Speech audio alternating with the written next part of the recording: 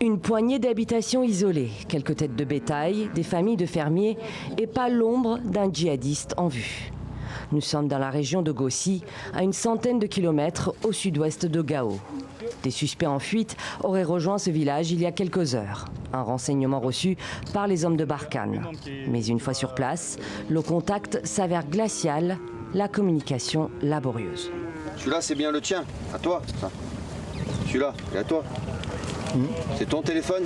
C'est nous. À l'issue de la fouille, un butin bien maigre. Rien, à part un téléphone avec de la propagande djihadiste. Pas assez pour incriminer le propriétaire. Mais au moins j'ai une identité.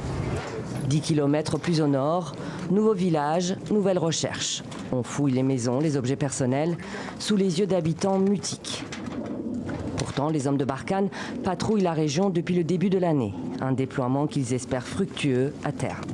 Il faut accepter, dans une phase de stabilisation, que l'opération dure pour qu'elle soit efficace, parce qu'on est vraiment dans la confrontation de deux volontés. On a un adversaire qui est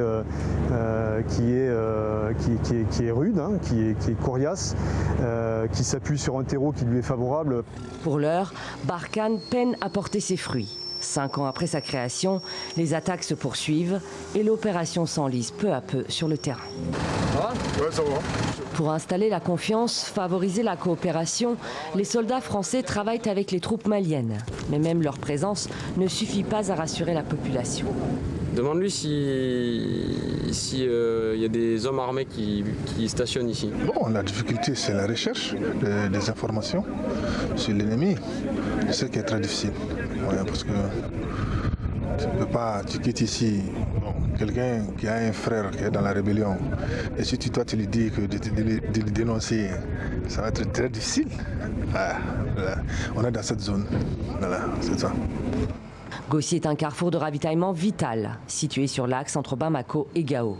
Une zone où les katibas terroristes sont toujours actives. Alors ici, parler à des soldats revient à choisir son camp. Ils veulent nous parler, mais ils ont peur. Parce que c'est des pressions qui sont sur ce sens-là. Parce que notre présence n'est pas là définitivement. Au Mali, l'opération Barkhane est de plus en plus critiquée. La présence de troupes étrangères, difficile à accepter par une population qui comprend mal le mandat de cette force et ne voit pas son sort s'améliorer.